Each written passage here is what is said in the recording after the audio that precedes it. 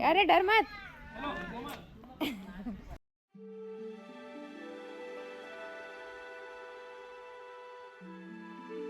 तो जैसे कि मैं द्वारका में हूँ, द्वारका कृष्ण जी की नगरी। कहा जाता है कि कृष्ण भगवान ने ये ज़मीन को समुद्र से लेके द्वारका का निर्माण किया था, जहाँ पे वो राज किए थे। तो पहले मैं नागेश्वर महाराज के दर्शन करने के बाद चले गई कुछ खाने के लिए। मॉम डैड तो छोले भटूरे में कुछ मंगाए थे और मैंने मंगाया था ये Maggi. Good to go Maggi, क्योंकि मुझे और कुछ खाने का मन नहीं था तो मैंने मैगी मंगा लिया। इसके बाद मैं गोलक धाम क्या हुआ गई। मैंने मैगी भी खा ली और साथ में थोड़े छोले चावल और छाछ भी पी लिया। डन बना रहा। तो गोलक धाम पहुँचते ही सबसे पहले हम लक्ष्मी नारायण मंदिर के दर्शन करने के लिए। ये प्लेस तो काफ़ी पुरानी लग रही थी, बट इसे मेंटेन बहुत अच्छे तरीके से किया गया था और मंदिर के बाहर भगवान के नाम भी लिखे गए थे जिनके आप दर्शन कर सकते हैं। सबसे पहले हम गए जामवंती नरसिंह भगवान और राधा कृष्ण के मंदिर में। जामवंती के बारे में बताना चाहती हूँ कि वो जामवंत की बेटी थी और कृष्ण भगवान की दूसरी पत्नी थी। जामवंत से कृष्ण भगवान का एक युद्ध हुआ था जिसमें जामवंत हार गए थे और वो चाहते थे कि कृष्ण भगवान से उनकी बेटी का विवाह हो। तो कृष्ण भगवान ने उनकी बेटी से विवाह किया था। और बता देना चाहती हूँ, कृष्ण भगवान और जामवंती का एक पुत्र संभा भी था। फिर मैं देखने गई राम नाम का तैरता पत्थर। ये मेरे लिए कुछ नया था, बट ठीक है, चलते हैं देखने। और ये मंदिर भी मुझे बहुत खूबसूरत लगा, मतलब बहुत एस्थेटिक, ऐसे गुजराती वाइब्स दे रहा था। मुझे लगा क्या ये पत्थर सच्ची में इन्होंने रखा होगा यहाँ पास, बट एक्चुअली वो सच में राम नाम का तैरता पत्थर था। लाइक अपसाइड डाउन थोड़ा हो गया है, राम भगवान का उस पर नाम लिखा था जब वो पत्थर एक और जगह थोड़ा घूम गया था। देखिए इसे पूरा दिख रहा है एंड बहुत प्रिटी था। फिर मैं गई रुक्मणी मंदिर।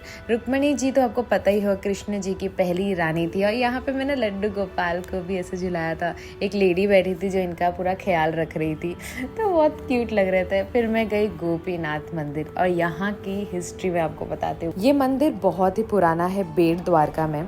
कृष्ण जी जब वृंदावन से द्वारका आए थे, वो द्वारका में बस गए थे क्योंकि उनका राज्य हो गया था और उनसे मिलने उनकी गोपियाँ वृंदावन से आई थी। तो शरद पूर्णिमा के दिन उन्होंने कृष्ण जी के साथ अपनी आखिरी रास लीला की थी। रास लीला करने के बाद उन्होंने अपनी जान इस भूमि की मिट्टी में समर्पित कर दिए थे और भगवान कृष्ण में एकदम विलीन हो गई थी।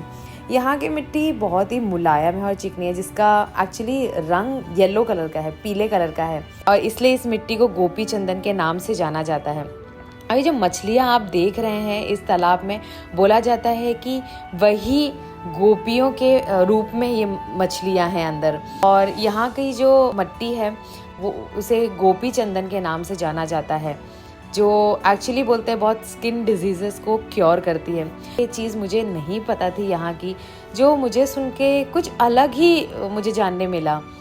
और ये मंदिर यहाँ पे दिखाए गए मूर्ति भी 5000 साल पुरानी है, मतलब कितना पहले बनाया गया था। और जैसे कि यहाँ गोपीनाथ जी का मूर्ति भी था, यहाँ लिखा गया कि वो मूर्ति 5000 साल से अधिक पुरानी है।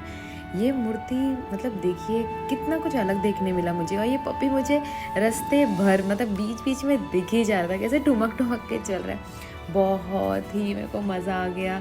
और शॉपिंग करने के बाद बोलो तो शॉपिंग के लिए भी बहुत कुछ आपको मिल जाएगा, जैसे कि स्कार्फ्स, फिर ओम के जो कुर्ते रहते हैं वो पूरे एथनिक वाइब्स मुझे दे रहे थे। जो नवरात्रि में लहंगा चोली, ये सारे कलेक्शंस इनके पास है। मुझे तो बहुत ही प्रिटी लग रहा था। मैंने भी अपने लिए कुछ 2-4 चीज़ मैंने ले ली थी और सस्ती भी मिल रही थी, ऐसा नहीं कि बहुत ही हाई रेट था। देखिए कितने अच्छे अच्छे कपड़े हैं और 100 ही रुपये के, 200 रुपये के, मतलब वैरायटी जैसा आप लो उस हिसाब से थे।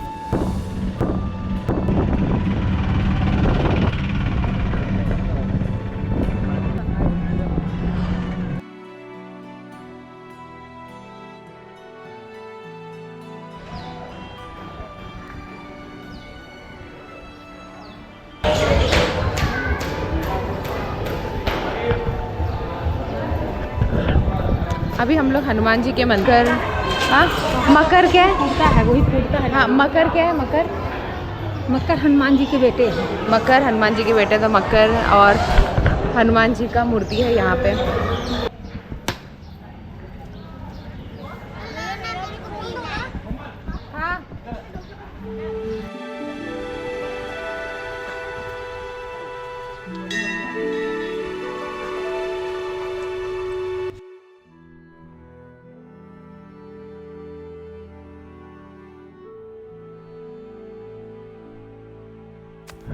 अभी मैं आपको लेके चलती हूँ श्री चौरसिया सिद्धि पीठ। ये भी मेरे लिए नया ही था एक्चुअली, मुझे इसके बारे में बिल्कुल भी नॉलेज नहीं थी।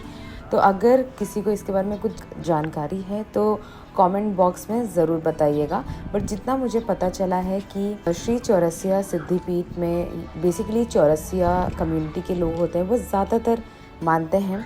ये माना जाता है कि यहाँ पे जो हमारे साधु संत थे वो इस जगह पे मेडिटेट करते थे और कृष्ण भगवान को भी बहुत मानते थे।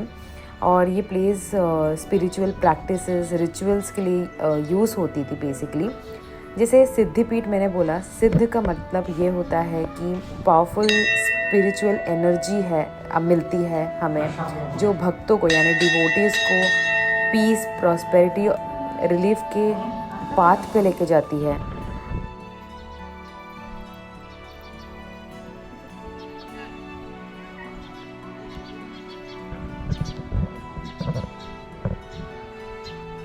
भगवान श्री चंद्राचार्य मंदिर एवं अखंड धुना। श्री चंद्राचार्य एक बहुत बड़े भक्त थे दुर्गा माता के। अखंड धुना जैसे इस पे लिखा गया है, इसका मतलब है कि ये जलती ही रहती थी।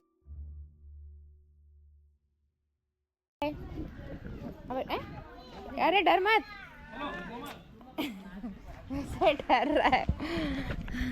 मुझसे डर गया? मुझसे इतनी अच्छी हो, मुझसे क्यों डर गया? इतनी प्यारी, इतनी डरावनी लगती है मैं, इतनी डरावनी। ए मानेगा नहीं।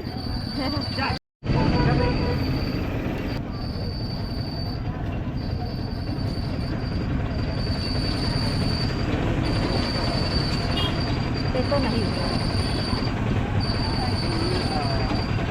हरा नहीं।